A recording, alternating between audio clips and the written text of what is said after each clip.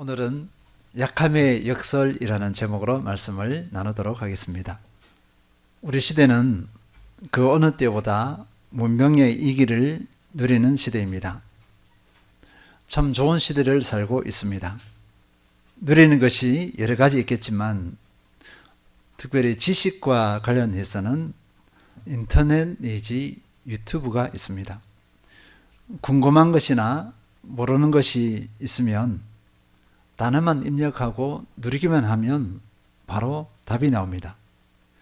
요즘은 인공지능 프로그램이 있어서 더 세밀하고 구체적인 답을 얻을 수 있습니다. 내가 관심만 있다면, 그 관심 분야만 있다면 모든 지식에 접근할 수 있습니다. 저는 최근에 역사 부분에 이렇게 몇 가지 영상을 봤어요. 봤는데 학교에서 배웠던 것과는 조금 다른 부분입니다. 보통 학교에서 배우는 역사는요, 뒷면까지는 가르쳐 주지 못합니다. 그래서 전면에 있는 활동들, 그런 부분, 좋은 부분을 이렇게 나열을 하는 경우가 많습니다.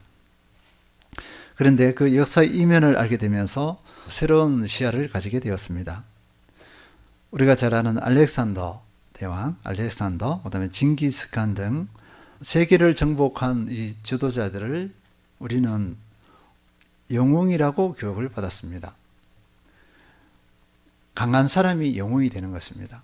정복했다는 것은 다른 나라를 침공해서 정복한 거예요. 그 침공해서 그 나라를 이제 지배하게 되는 거죠. 전쟁에서 이긴 것입니다. 그러나 징기스칸을 예를 들어 보겠습니다. 징기스칸을 예를 들어 보면요, 그 정복 전쟁 이면에는 무자비한 사륙이 있습니다. 남녀노소를 가리지 않습니다. 항복하지 않으면 그 성에 있는 남녀노소를 다 죽입니다. 얼마나 많은 사람이 죽었으면요, 세계의 인구를 감소시킨 그 주범이 됩니다. 세계 몇 개의 전쟁이 있어요. 정복 전쟁이 있는데 그 중에 하나가 징기스칸의 정복입니다. 수많은 사람들이 죽었어요. 그래서 인류의 그 생존의 위기를 초래한 인물입니다. 그런데 우리는 징기스칸을 영웅으로 이렇게 알고 있습니다. 세상은 강한 것을 정당화합니다. 동물의 세계도 마찬가지입니다. 적자 생존입니다. 그러니까 강한 것만 살아남습니다. 두루미의 영상을 봤어요. 깜짝 놀랐습니다. 두루미 보니까요, 알을 낳고 그 다음에 새끼가 부화를 하잖아요. 근데 먼저 난 새끼가 커요. 음식도 먼저 받아 먹으니까. 근데 먼저 난 그 새끼가 나중에 난 새끼를 쫓습니다. 쪼아서 죽여요. 그런데 어미새는요, 가만히 있어요. 그냥 불구경하듯이 가만히 있습니다. 결국 그 한 마리는 죽어요. 그러니까 생존을 위해서 그렇습니다. 이것이 동물의 세계입니다. 제가 보면서 이게 너무 잘해서 이게 탄식이 절로 나오는데요. 그런데요, 우리 사람을 보면 동물의 세계보다 더 잔인합니다. 전쟁의 비참함, 이루 말할 수 없어요. 지금 인류 역사 가운데 전쟁이 멈춘 적은 없습니다. 계속 전쟁이 일어납니다. 1차 세계대전, 2차 세계대전 있었죠. 이후로 국제적인 전쟁이 계속 있었습니다. 우리나라도 전쟁의 연속이에요. 100년, 200년을 가지 못합니다. 6.25 있었잖아요. 일제강점기하고 6.25 보세요. 100년이 아니에요. 50년도 채 안 됩니다. 일제강점기가 끝나고 5년 있다가 6.25가 일어났어요. 그리고 앞으로 언제 또 전쟁이 일어날지 모릅니다. 그러면 수많은 사람들이 죽어요. 특히 어린아이가 무슨 죄가 있습니까? 어린아이들. 그 여성들이 무슨 죄가 있어요? 그 전쟁이 일어나면 어린아이 여성들도 목숨을 잃습니다. 그리고 전쟁에서 많이 죽인 사람이 영웅이 됩니다. 이것이 우리 사람의 세계예요. 인간 세계입니다. 왜 그런가 보니까요, 이 모든 것들이 원죄의 그림자 때문에 그렇습니다. 원죄를 갖고 있기 때문에 죄의 그림자로 인해서 이런 일들이 일어나는 것입니다. 전쟁은요, 평화, 전쟁, 어떻게 생각하십니까? 평화도 그렇지만 전쟁도 계속 반복이에요. 절대로 멈추지 않습니다. 악한 인간이기 때문에 전쟁은 결코 멈추지 않는다. 미래에는 더 많은 사람이 죽을 수도 있어요. 더 강한 무기들이 나오기 때문에 더 많은 사람이 죽을 수 있다. 그리고 그 전쟁에서 이긴 사람은 영웅 대접을 받는다. 이것이 인간책입니다. 그러니까 세상입니다. 세상. 강한 것을 추구하고 강한 것이 미덕이 되는 것이 세상의 원리이자 세상의 가치관입니다. 당연히 강한 것을 자랑합니다. 강한 것을 뽐냅니다. 약한 것은 미덕이 아니라 부끄러움입니다. 그래서 약한 것을 감춥니다. 이것은요, 우리의 삶이 증명합니다. 한번 물어보겠습니다. 나의 약한 것을 드러낼 수 있겠습니까? 쉽지 않을 거예요. 드러냈다가는 어떤 봉변을 당할지 모릅니다. 이것이 우리의 현실이에요. 그러면 믿음의 세계, 하나님의 나라는 어떻게 하겠습니까? 하나님의 나라의 통치 원리도 이런 세상의 원리와 비슷하겠습니까? 아니면 같겠습니까? 아니면 전혀 다르겠습니까? 만약 영적 세계가 이렇다면 세상의 원리 또는 적자생존의 원리라면 우리는 절망하지 않을 수 없습니다. 세상의 원리, 세상의 가치관에서 우리는 소망을 잃었습니다. 소망을 가질 수 없어요. 근데 마지막 기댈 것이 신앙의 세계입니다. 영적 세계입니다. 그래서 우리는 하나님 나라가 어떠한지 이 시간 살펴봤으면 좋겠습니다. 오늘 본문이 우리에게 분명한 답을 주고 있습니다. 고린도전서 12장 9절 나에게 이르시기를 내 은혜가 내게 족하도다 이는 내 능력이 약한 데서 온전하여 짐이라 하신지라 그러므로 도리어 크게 기뻐함으로 나의 여러 약한 것들에 대하여 자랑하리니 이는 그리스도의 능력이 내게 머물게 하려 함이라. 사도 바울은요, 자신의 약한 것들에 대해서 자랑하겠다 이렇게 고백했습니다. 감추질 않았어요. 우리는 약한 것들을 감춥니다. 부끄러워하고 또 사람들의 어떤 공격이 있을지 몰라요. 그 공격이라는 것이 뭐 이해관계도 있겠지만 흔히 말하면 그 약한 것들에 대해서 손가락질 당할 수도 있어요. 그래서 숨기려고 합니다. 근데 사도 바울은 나는 자랑하겠다 이렇게 한 거예요. 배경을 보겠습니다. 고린도 교회 성도들은요, 은사들을 자랑합니다. 하나님께서 주신 선물인 은사가라는 게 있어요. 다양한 섬기는 은사들입니다. 그 은사들이 있는데 그런 것을 자랑하고 또 자기 리더가 있어요. 또 파벌이 형성되어서 그 자기 리더를 또 자랑합니다. 그러니까 교회에 분열이 일어날 수밖에 없습니다. 그 자랑한 것이 무엇이죠? 모두 다 강한 것입니다. 약한 것을 자랑하지 않아요. 그런데 그 자랑하는 것이 육신을 따라 자랑하는 것입니다. 선한 것으로 하지 않아요. 그리고 자랑하는 것으로 어떻게 하냐면 서로 높아지려고 합니다. 내가 우월하다. 이런 감정을 가지고 자랑하는 것입니다. 그 중에서 거짓 사도들은 그 자랑과 교만이 선을 넘습니다. 교회에 해를 끼치는 거예요. 이런 고린도 성도들에게 그리고 거짓 사도들에게 사도 바울은 이렇게 선포합니다. 고린도후서 11장 18절 여러 사람이 육신을 따라 자랑하니 나도 자랑하겠노라. 여러 사람이 육신을 따라 자랑한다는 것은 뭐냐면 신앙 배경, 자기 신앙 활동들 이런 것을 말합니다. 신앙 배경이나 신앙 활동을 사람들이 막 자랑해요. 그러면 여러분들이 자랑하지? 그럼 나도 자랑해 보겠어. 이렇게 한 거예요. 그 자랑하는데 사도 바울이 자랑했던 그 자랑의 내용이 어떤 것인가 한번 살펴봅니다. 고린도후서 11장 22에서 23절 그들이 히브리인이냐 나도 그러하며 그들이 이스라엘인이냐 나도 그러하며 그들이 아브라함의 후손이냐 나도 그러하며 그들이 그리스도의 일꾼이냐 정신없는 말을 하거니와 나는 더욱 그러하도다. 사도 바울의 신앙적 배경을 보면요, 히브리인 중에 히브리인입니다. 유대인 중에 유대인이에요. 이스라엘 사람이고 아브라함의 후손이고 어느 것 하나 부족함이 없는 그런 배경을 가지고 있습니다. 이것이 사도 바울의 배경이에요. 그러면서 뭐라 그랬냐면 고린도 교회에서 분열을 일으키는 이 사람들이 그리스도 일꾼이냐 이렇게 해요. 그런데 사도 바울이 뭐라 그랬냐면 정신없는 말을 하거니와, 죄송합니다, 이런 말을 해서 정신없는 작자들 이렇게 한 거예요. 당신들이 무슨 일꾼이야 이렇게 사도 바울이 분이 난 거예요. 일꾼 같지 않은데 일꾼이라고 자처하고 교회 분열을 일으키고 합니다. 자기 자랑을 하고. 그러니까 당신들이 무슨 일꾼이야, 정신없는 말을 하거니와 이렇게 한 거예요. 나도 일꾼이다, 나는 더욱 일꾼이다 이렇게 한 거예요. 네. 그러니까 사도 바울은요, 거짓 사도들, 이 사람들보다 더 화려합니다. 그 사람들 못 따라와요. 여기서 거짓 사도들은 유대인 그리스도인들, 개종했다 하는 사람인데 제대로 된 개종이 아니에요. 신앙을 잘 몰라, 복음을 잘 모릅니다. 그러니까 엉뚱한 것을 가지고 와서 이것이 진리다 하고 선포하고 가르치려고 해요. 이 사람들 보니까 사도 바울의 그 경력, 이력하고는 비교가 안 됩니다. 흔히 말하는 잽이 안 된다는 거예요. 여기에 그치지 않습니다.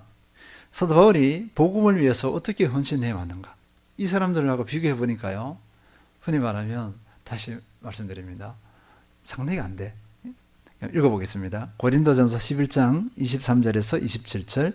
내가 수고를 넘치도록 하고 옥에 갇히기도 더 많이 하고 매도 수없이 맞고 여러 번 죽을 뻔하였으니 유대인들에게 40에 하나 감한 매를 5번 맞았으며 3번 태장으로 맞고 1번 돌로 맞고 3번 파선하고 일주야를 깊은 바다에서 지냈으며 여러 번 여행하면서 강의 위험과 강도의 위험과 동족의 위험과 이방인의 위험과 시내의 위험과 광야의 위험과 바다의 위험과 거짓 형제 중에 위험을 당하고 또 수고하며 애쓰고 여러 번 자지 못하고 줄이며 목마르고 여러 번 굶고 춥고 헐벗었노라.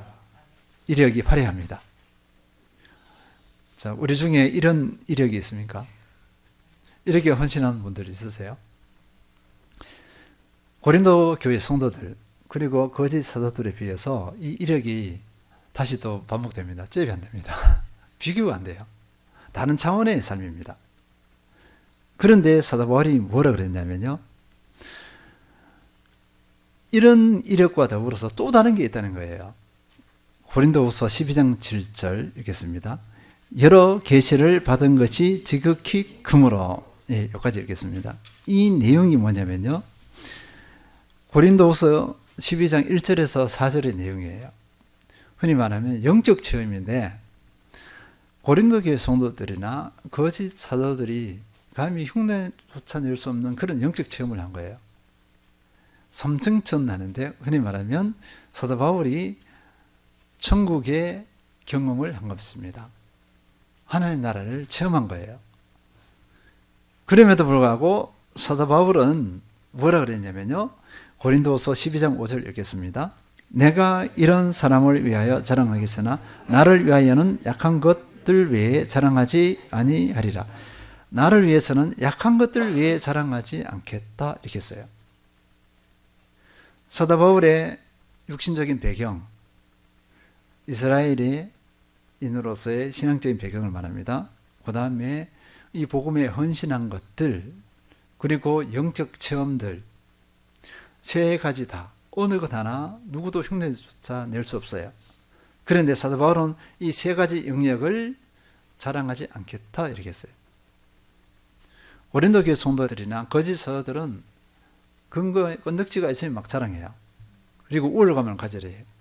근데 사도 바울은 보세요, 비교가 안 됩니다. 그럼에도 불구하고 이것을 자랑하지 않겠다. 그리고 뭘 자랑하겠다고요? 약한 것을 자랑하겠답니다. 왜 강한 것을 자랑하지 않느냐? 왜 자랑할 만한 것, 뽐낼 만한 것을 자랑하지 않고 약한 것을 자랑하겠다 했는가? 이게 물음표예요. 질문을 던져봐야 합니다. 고린도서 12장 7절 읽겠습니다. 여러 계시를 받은 것이 지극히 크므로 너무 자만하지 않게 하시려고 네 육체에 가시 곧 사탄의 사자를 주셨으니 이는 나를 쳐서 너무 자만하지 않게 하려 하심이라. 이 말씀에서는 분명히 답을 주고 있습니다. 뭐냐니까요? 여러 계시를 받은 것이 지극히 크므로 이 영적 체험이 너무 커요. 너무 자만하지 않게 하시려고 내 육체에 갇히고 사탄의 사자를 주셨으니, 하나님께서 사도 바울에게 약함을 주셨어요. 그 강점이 너무 많은데 약함을 하나님께서 뜻을 가지고 준 거예요. 이게 가만 내버려 둬도 돼. 그런데 가만 내버려 두면 사도 바울에게 위험이 와요. 그 위험이 뭐냐 하니까 자만하는 것, 흔히 말하면 교만입니다. 약함을 왜 주셨는가? 그 약함을 왜 자랑하는가? 첫 번째 보니까요, 교만하지 않게 하려고. 겸손입니다. 겸손을 유지하게 하려고 하는 거예요. 겸손이 무엇이길래 이렇게까지 할까요? 하나님께서 왜 사도 바울로 하여금 이렇게 가시를 줘서, 이 가시를 주면 어떻게 되죠? 그 가시에 대해서 사람들이 보면 손가락질 할 수 있어요. 판단할 수 있고, 가시 예를 들면요, 사도 바울에게 질병이 있습니다. 질병. 몇 가지 질병이 있는 거예요. 영적 체험이 많고 복음에 헌신하고 배경이 너무나 화려해요. 그런데 보세요. 자기는 다른 사람의 병을 고치면서 자기는 질병 때문에 힘들어해요. 안질, 간질, 뭐 각가지 질병이 있었습니다. 흔히 말하면 사람들이 보기에 너무 약해서. 그런 질병을 하나님께서 고쳐주지도 않아. 계속 달고 다녀요. 그런데도 사탄의 사자를 했는데 그 육체의 가시를 사탄의 가시일 수도 있지만 다양한 해석이 있습니다. 이 사탄의 사자를 사도 바울을 대적하는 것입니다. 사도 바울에게 다양한 사람들이 대적을 해요. 순수한 복음, 진리의 복음을 선포하는데 거짓 사도들이 있죠. 이단들이 있죠. 사도 바울을 계속 공격해요. 근데 사도 바울이 부를 때부터, 부르심을 받을 때부터 마지막까지, 순교를 당할 때까지 이 가시를 없애주지 않습니다. 계속 도전해요. 특별히 유대인들은 따라다니면서 사도 바울을 공격합니다. 수없는 죽을 고비를 넘겨요. 그러면 하나님께서 왜 이런 환경을 주실까? 좀 편안하게 복음 전하면 안 되나? 좀 배고프지 않고 좀 복음을 전했으면 좋겠어요. 풍랑을 만나지 않고 복음을 전했으면 좋겠는데 어렵다는 걸 다 경험하게 만들어요. 그렇게 복음을 전하게 합니다. 왜 그랬을까요? 교만하지 않게 하려고요. 영적 대적들이 있으면 어떻게 될까요? 긴장을 하게 되죠. 교만하면 어떻게 되죠? 바로 져버립니다. 그 영적 싸움에서 져요. 내가 교만하는 순간에 적들이, 대적이 사탄 마귀를 덧입은 그 영적 대적자들이 그대로 치고 들어옵니다. 백전백패예요. 그러면 이 패하면은 복음은 끝입니다. 사도 바울의 부르심의 삶은 끝장이에요. 거기서 딱 멈춰버립니다. 하나님께서는 이것을 아셨어요. 아무리 사도 바울일지라도 이 가시가 없으면 사도 바울이 교만할 수 있어요. 우리 사람은 원죄의 그림자가 있다고 그랬잖아요. 그림자가 있어서 언제든지 교만하려는 그 속성이 내면에 내재해 있습니다. 강점만 절벽에 있으면요, 그 강점 때문에 어떻게 되죠? 내가 넘어져요. 강점 때문에 내가 죄를 짓고 이 부르심의 삶에서 하나님 나라에서는 존재가 없는 그런 인물이 되어버립니다. 아무것도 할 수 없는 무능자가 되어버려요.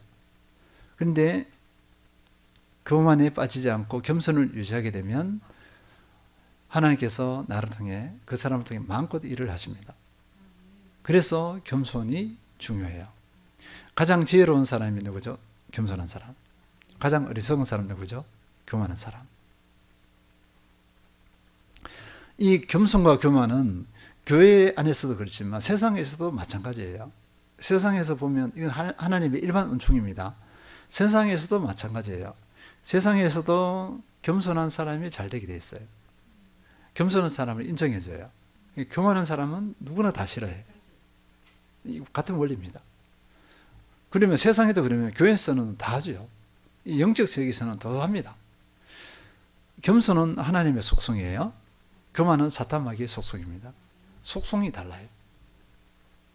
그리고 우리가 확인해야 될 것은요, 이것입니다. 뭐냐면 양날의 검이라 그럽니다. 양날의 검인데 무엇이 양날의 검이냐면요, 좋은 것이 양날의 검입니다. 우린 좋은 것을 자랑하잖아요. 좋은 것을 자랑하는데 우리의 신앙의 영적 은사들이나 영적 체험들이 많아요. 근데 이것이 양날의 검이 될 수 있는데, 하나는 뭐냐면은 은혜를 덧입잖아요. 하나님께서 은혜를 주셔서 기쁨이 있고 충만합니다. 근데 또 다른 검이 뭐냐면, 한 면이 뭐냐면 그 좋은 것 때문에 내가 교만해져. 그 좋은 것이 아니었으면 내가 교만하지 않았을 거예요. 약한 것을 가지고 어떻게 교만해집니까? 그러니까 좋은 것 때문에 내가 교만해져서 내가 흔히 말하면 망할 수가 있다는 거예요. 죄의 유혹을 받습니다. 하나님의 은혜에서 멀어질 수 있습니다. 하나님의 능력이 임하지 않을 수가 있어요. 그래서 양날의 검입니다. 교회의 세계에서는요, 많은 분들이 왜 넘어지느냐? 부족한 것 때문에, 연약한 것 때문에 넘어지지 않아요. 잘하는 것 때문에 넘어집니다. 잘하는 것 때문에 교만해져서 죄를 짓습니다. 약한 것 때문에 죄를 짓는 분들 찾아보세요. 없습니다. 약한 것이 있을 때는 잠잠합니다. 주님 앞에 무릎 꿇고 겸손할 수밖에 없어요. 아무리 교만해지려 해도 교만해질 수가 없습니다. 그래서 약함이 은혜가 되기 위해서 하나님께서는 계속 그 약함의 상태를 흔히 말하면 유지하게 해요. 허용하게 합니다. 그래서 그 약함 때문에 나는 방종하지 않아요. 긴장하면서 마음과 생각을 지켜나갑니다. 그러니까 약함이 은혜예요. 약함을 자랑해야 합니다. 잠언 27장 21절, 도가니로 은을, 풀무로 금을, 칭찬으로 사람을 단련하느니라. 칭찬으로 사람을 단련한다 했어요. 우리 교회 공동체에서 한번 보시기 바랍니다. 칭찬을 몇 번만, 많이도 아니에요. 한 10번만 칭찬을 해보시기 바랍니다. 한 분에게 집중해서 실험을 해보세요. 내색하지 마시고 10번 정도 하면 거의가 넘어지게 돼 있어요. 칭찬받으려고 이렇게 하지 마시기 바랍니다. 칭찬이 어느 정도까지 오면 이걸 견뎌내면 괜찮아요. 칭찬을 이겨낼 사람들이 많지 않습니다.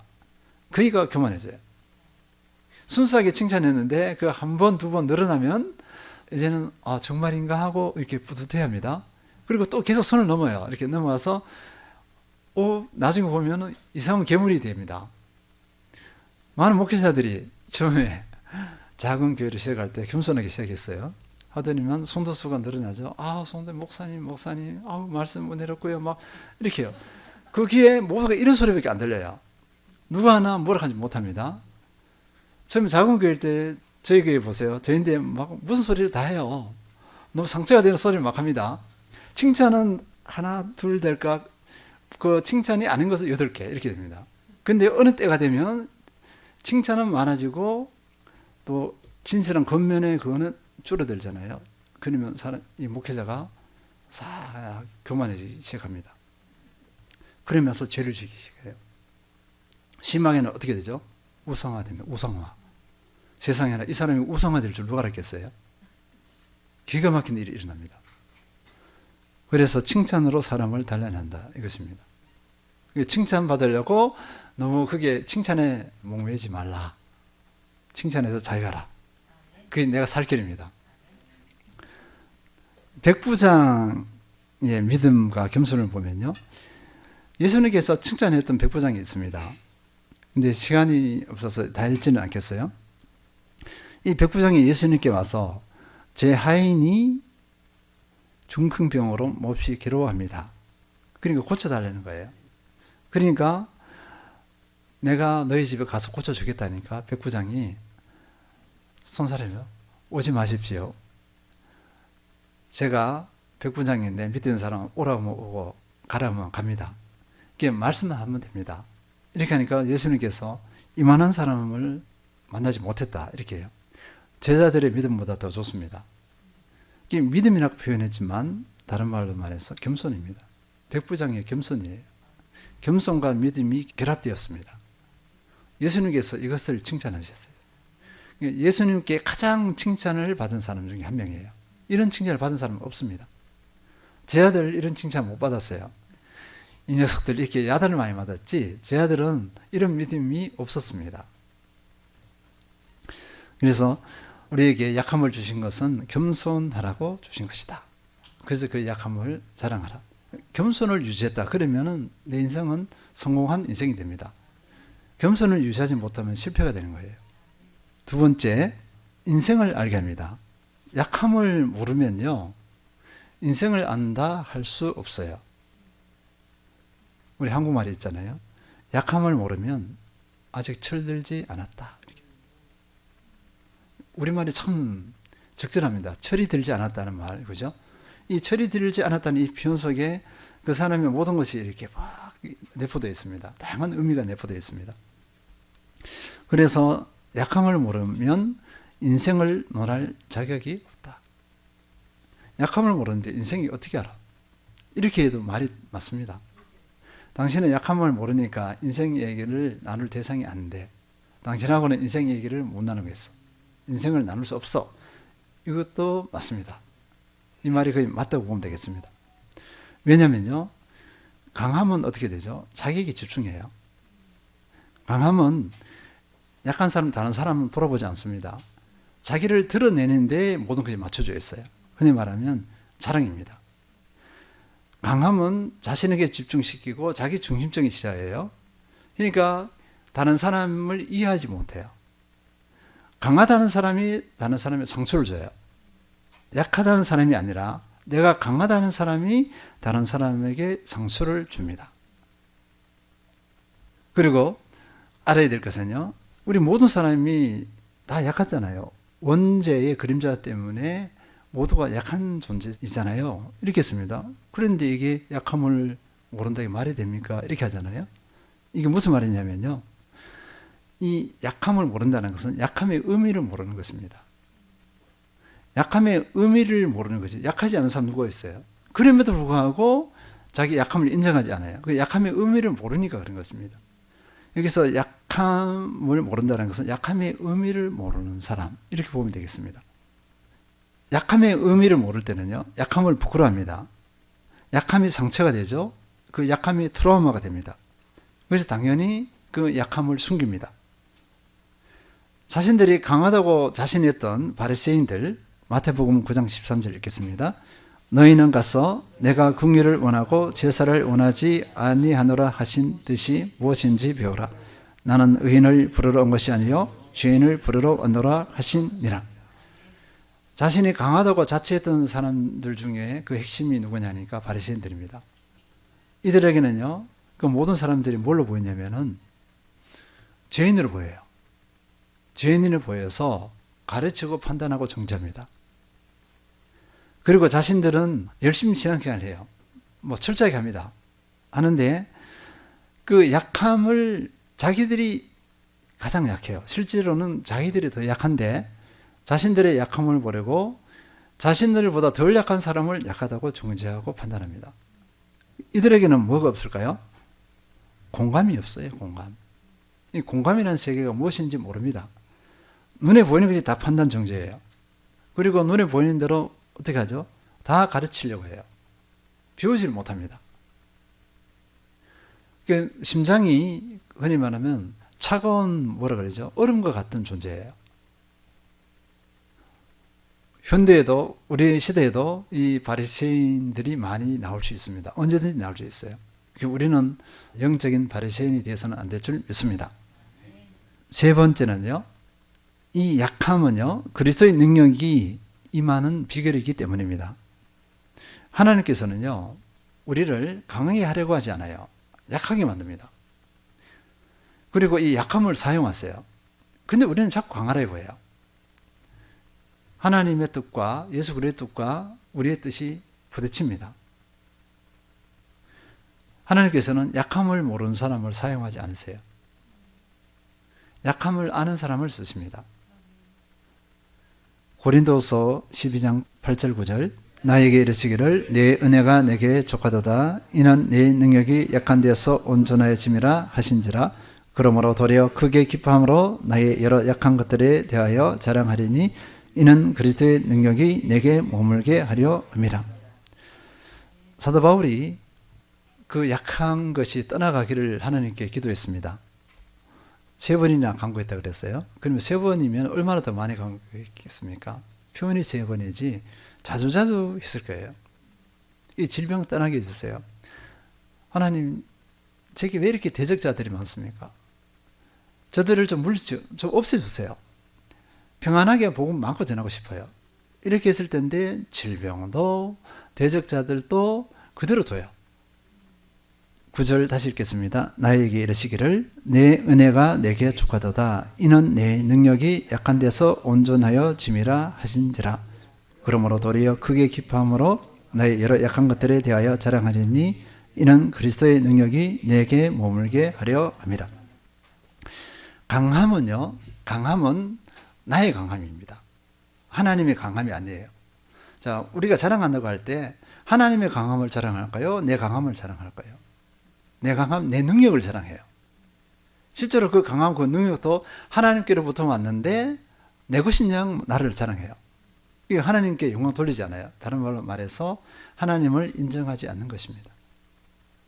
근데 약함 가운데서는요, 약함의 의미를 알고 약함을 지금 알고 있어요.